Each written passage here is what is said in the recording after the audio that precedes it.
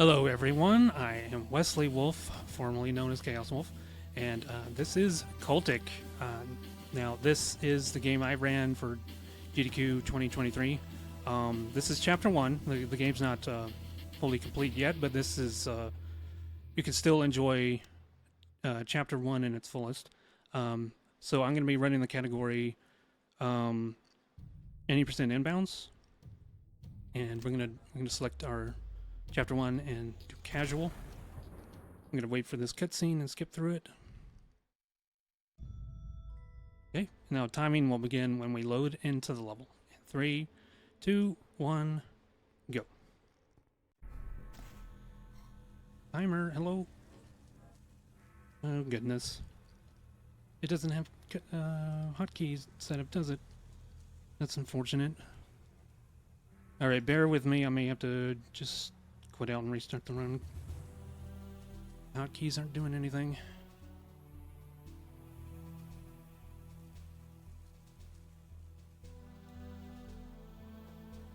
Alright, false start. But yeah, this game was heavily inspired by games such as like Resident Evil 4 with some influence from Blood.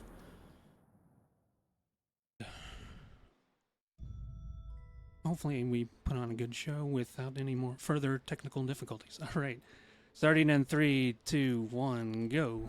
Timer's still not going. Screw it. Okay, movement in Cultic involves jump, dash, and kick. When pressed together, we build up a lot of momentum. It can be kind of difficult to control, but it is what I find most fun about this run. Those keys can all be bound in one, or you can do like I do and do like 2 on 1 and I leave kick on its own key. Just personal preference. Okay, so we come into this area. I'm going to shoot that box and grab these weapon parts, which we're going to use to upgrade a weapon later. That is concerning that I took so much damage just now. Let's play it safe. Alright, I really need to focus on this trick here. Yep, that was too late.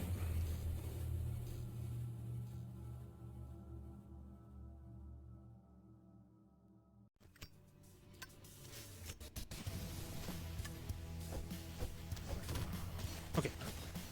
So yeah, the reason why we tear off the binding on the dynamite is that each one provides its own separate boost, so we get even further distance out of them.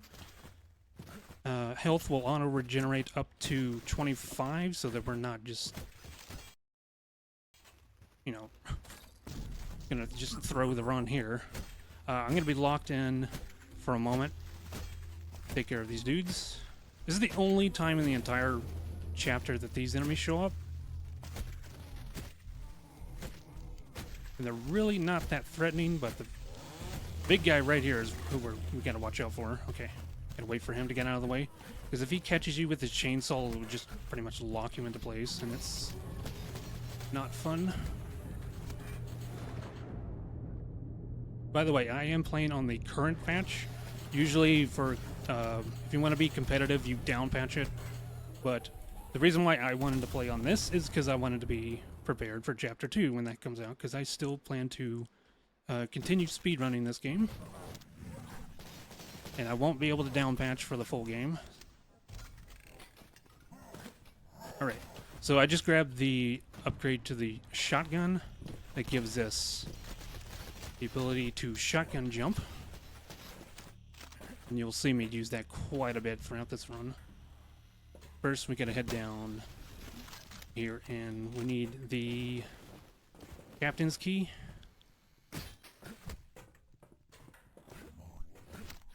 A lot of tight crawl spaces to get through. Here's this enemy. We'll see more of those guys coming up. They're very annoying. They don't have a lot of health, but they're really nasty. They can do a lot of damage and slow you down. Okay, so there's the shotgun jump up there, and then we grab the mine key and head out. Here is the worst door in the game because it opens towards you. No double-sided hinges there. Alright.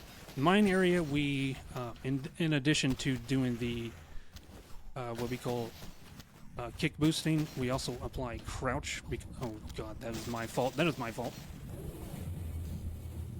Thankfully, there's a checkpoint right there. Gotta jump across this gap carefully. There we go. Bit of health there.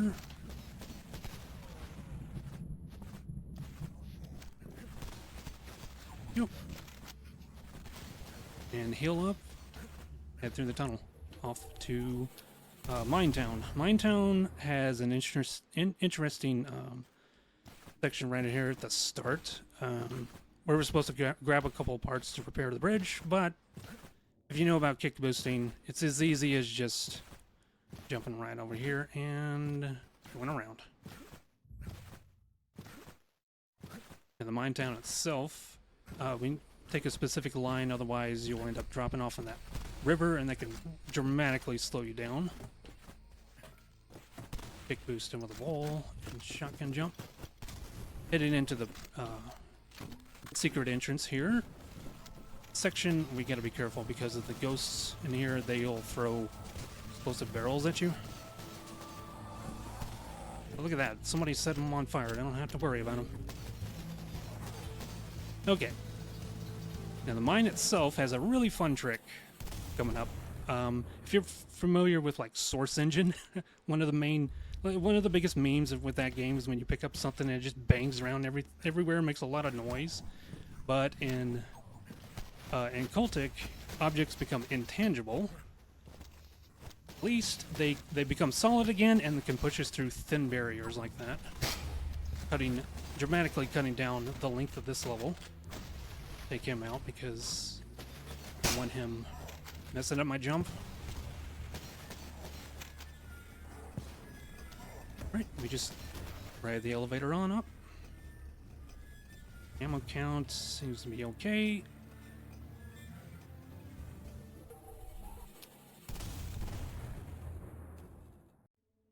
Alright, crypts. This one can be kind of hard to navigate through because of the low ceiling and in addition to the flooded area. I'm gonna do my best to get through here. Try to get both at once with one headshot, but didn't quite line up. Okay. Can't kick boost through here, so sliding is our second best option.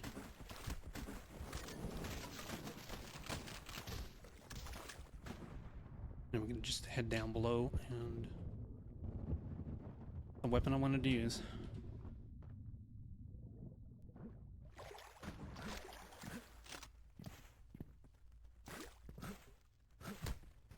Gotta head down into another water tunnel, and I gotta grab a key.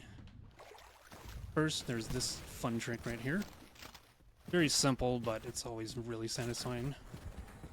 Yeah, that enemy is just there for show. He doesn't actually aggro or anything. He will disappear, but if you're really fast like I was, you can see him.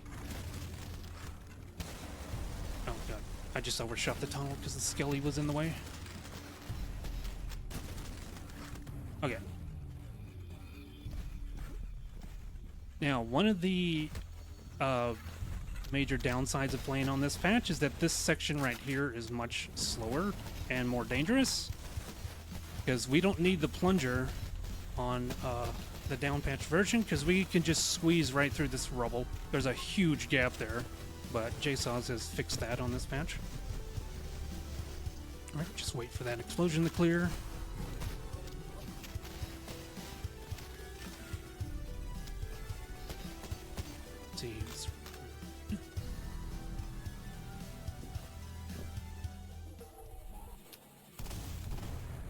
And now off to the chapel. Use supplies real quick. Now this is our first boss encounter, but beforehand I'm going to set up 7 TNT. 7. And then we have a wave, a horde fight ahead of us, separated in 3 waves, versus these very basic cultists, hatchet boys, and the pistol guys, and then it'll ramp up introducing more dangerous enemies until finally the worst of them are going to be in Wave 3.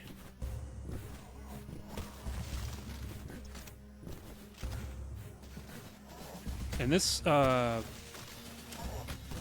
map has a lot of RNG, depending on where enemies are going to spawn at. Right there, as soon as you see that slow-mo, that means that wave is over with. So we use the time to pick up some supplies, waiting on the next group to spawn in. Head over here and grab all this. Alright, how are we doing? Where are these guys?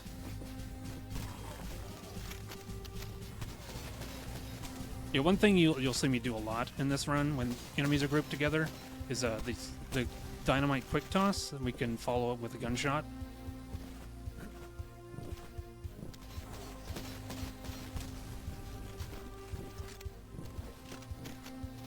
Where are you? Okay, this guy, this enemy, yeah, he does that. He'll dodge out of the way sometimes.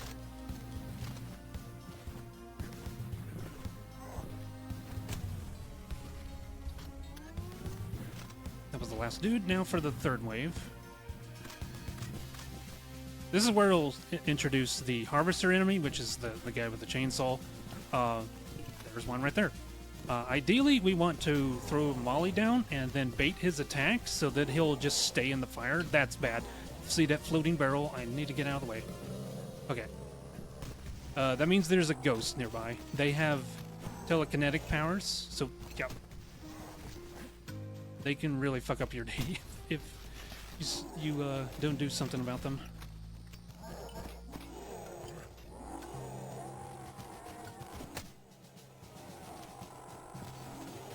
He is being really stubborn. There he goes. Okay, where was the ghost? There you are. Now we're just finishing off the stragglers, and then we'll fight the boss. Tank, which is why we set up all the dynamite beforehand.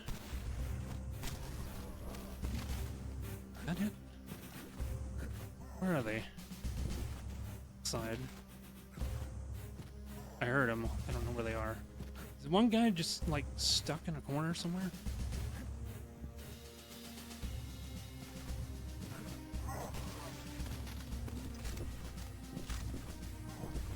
Oh, these are really bad spawns. Okay. There's a little cutscene to skip through. One grenade melted right through it. 324. Yeah, that's, you want to be well under 3 minutes with that map. Okay, Asylum Grounds. This will introduce the sharpshooter enemy, the sniper, but we move way too fast for them to be much of a threat, so nothing to be concerned with.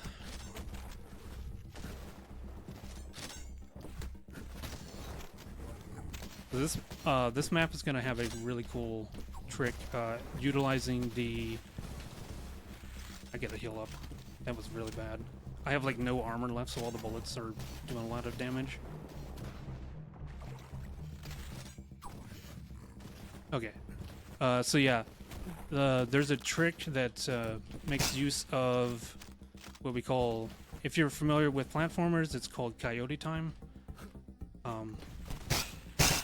Basically, we will set up to do a jump and then save mid-air. When we reload that save, we'll be able to jump again because it resets it. That guy, we grab this barrel. Another unfortunate thing with this patch is that bullets will push me around, so I gotta be okay with my setup. I think this is good. No. Get them out of our way. We're safe here. That might be too close. Yeah, the roof blocked me. Alright, third time's a charm.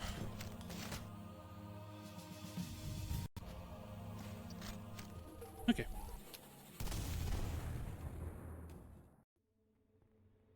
Now for the asylum itself. This one has a lot of the ghost enemies.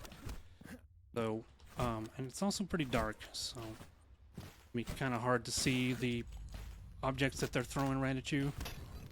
This also introduces the enhanced cultists. You saw that the red glow around their eyes, and they're have enhanced abilities or increased stats, I should say.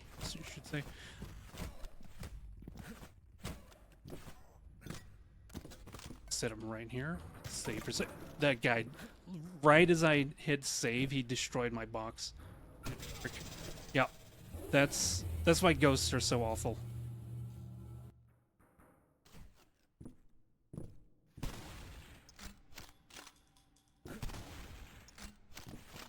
Okay, and for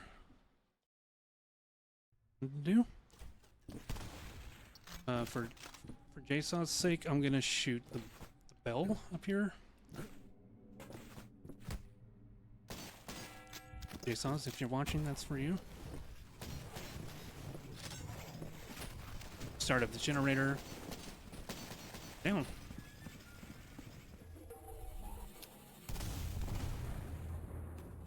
Alright. Excavation site has by far my favorite track in the whole game. Most of the other levels are... We finished them too fast to really get to listen to this one, but this level's massive. So our first goal is to come through this door and then head down. There's going to be a lava flow that we have to turn off. Here. Very important that we shut the door behind us, because those harvesters will follow you. They will get in the way. Go through this section. I'm going to do a safety save because of just how bad the geometry is in here. Trying to dodge everything. Okay, that was soon on that jump.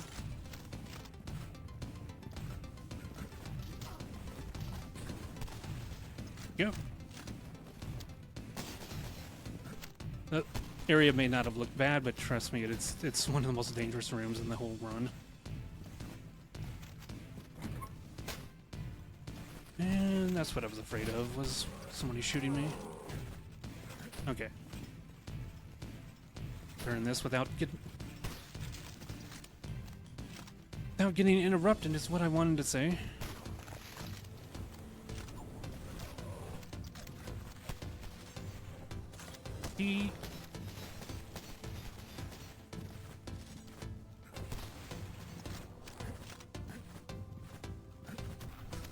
There's gonna be a whole bunch of supplies. I'm gonna pick up just to top off again. This final sprint to the end. A lot of ghosts in there that slow you down. There's also this enemy that's will shoot you with his shotgun if you get up close to him. So you can potentially take a lot of damage there.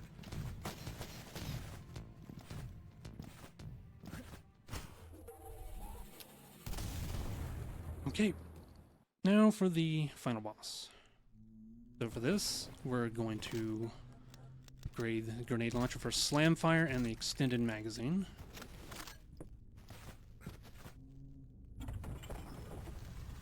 Skip right through this cutscene. Slam fire to drop the shield. I'm going to pick up these supplies. Time will be coming up if I was running the timer. It's a very short run. It's only like under 20 minutes. Oh.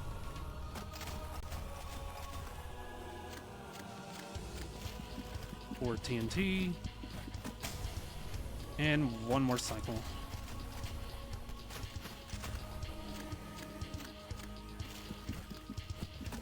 Here we go, that's time. Now let's Cultic Chapter 1.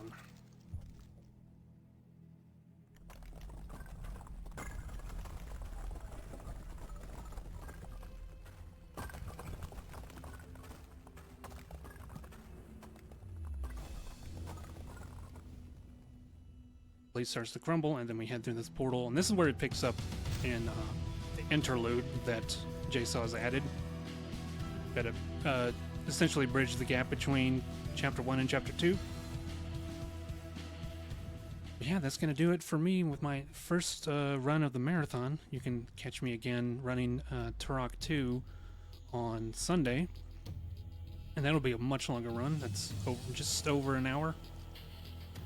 Yeah, thank you Ahmad, for bringing me on board for this run. I always love showing this one off. Gotta figure out what's going on with my timer in time for the next run. Yeah,